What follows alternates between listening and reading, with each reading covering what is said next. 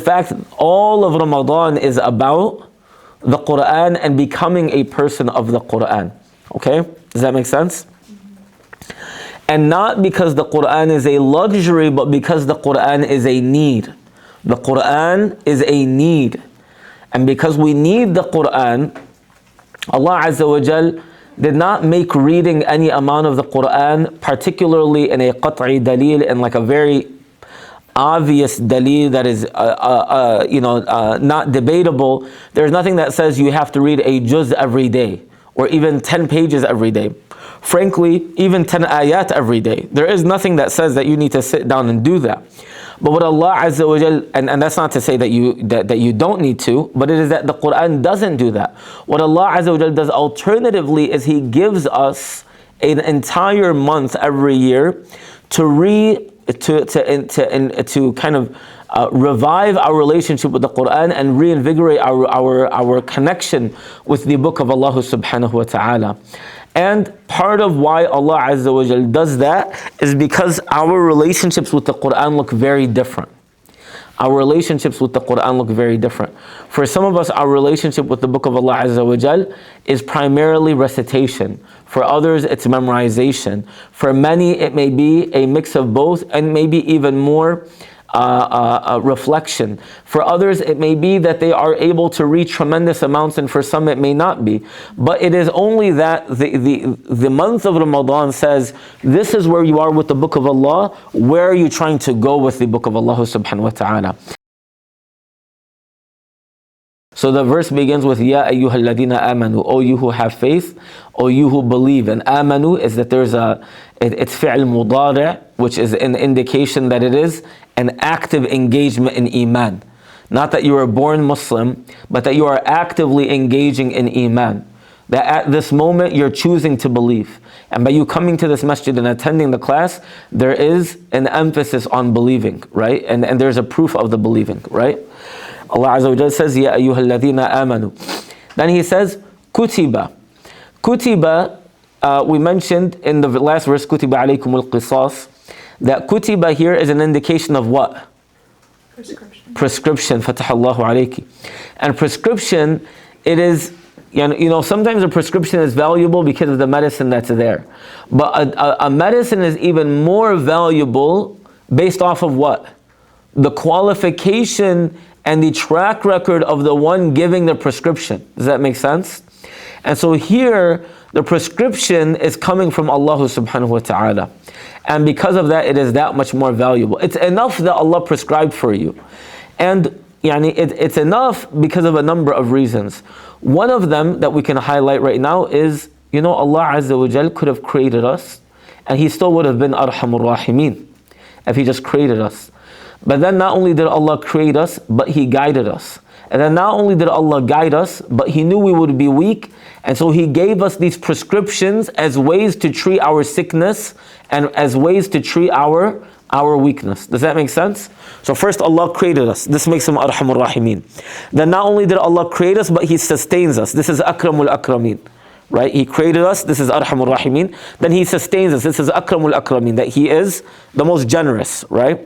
So He's merciful and He's generous. Then not only did Allah create us and then choose to sustain us, but then after creating us and sustaining us, He guided us.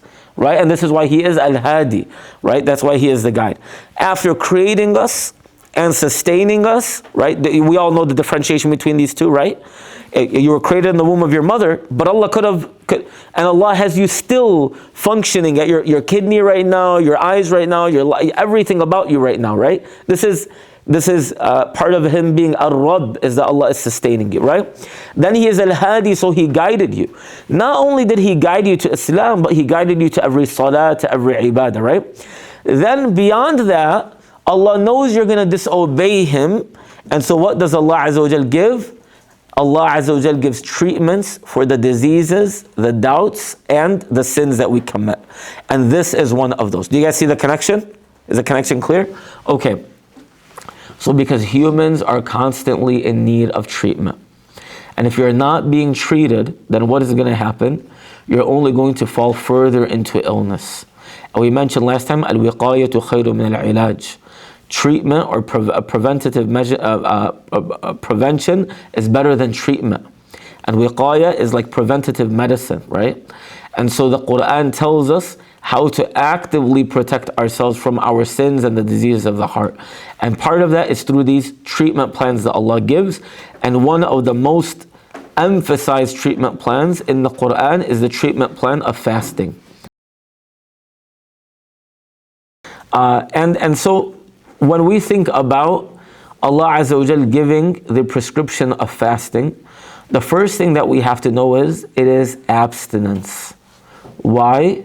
Because if you do not control your appetites will take control of you. And every appetite that is not managed, that appetite will be like a wild horse. That's what one of the ulama, I think it was Imam al-Ghazali rahimahullah ta'ala, he describes appetites like horses. The same horse that you can ride like through like one of those nice fields like in the movies, right? Any horse riders here? No? Yes? Okay, good. You know, there's a difference between riding the horse and the horse just dragging you through town, right? So subhanallah, yani the appetite, some of the scholars say this very similar statements about the tongue actually.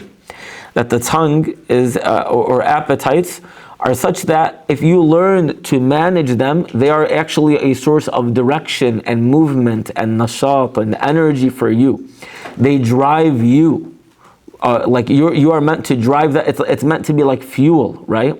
Every appetite. Appetites are natural. The appetite of eating, the appetite of sleeping, the appetite of intimacy, all of the appetite of socialization, all of these appetites are normal, right? And they are not, it is not problematic. People confuse desires with appetites. Desire is like that spark inside of you, right? And even the initial spark, it's not a problem. But if you don't manage the spark, what does it start? A forest fire, right? And so the presence of appetites is part of our, just the makeup of a human being. So we want to embrace the fact that these appetites are not only natural, but these appetites are healthy, and these appetites are beautiful, and these appetites are actually spiritually productive. Every appetite is spiritually productive. Sleeping, eating, socialization, all of these are healthy appetites that need to be fulfilled, but they need to be fulfilled in the right way. And so fasting comes as a way, as a reckoning. Really, it's a reckoning for our appetites, for all of our appetites, for the appetite of the tongue to speak, the appetite of food, the appetite of sleep, the appetite of socialization. All of those appetites become managed through siyam and through Ramadan. But beyond that, it's to show that humans functionally cannot survive without some form of fasting. Humans need it to survive. If you do not, then your appetites will take control and they will destroy you. So much so that no nation has passed by before us except that they were prescribed some form of fasting, because humans need fasting the same way that they need food and water. Ironic, because fasting prohibits you from food and water, right? But every single group of people have been prescribed some form of fasting because it is necessary for human survival and humans to flourish.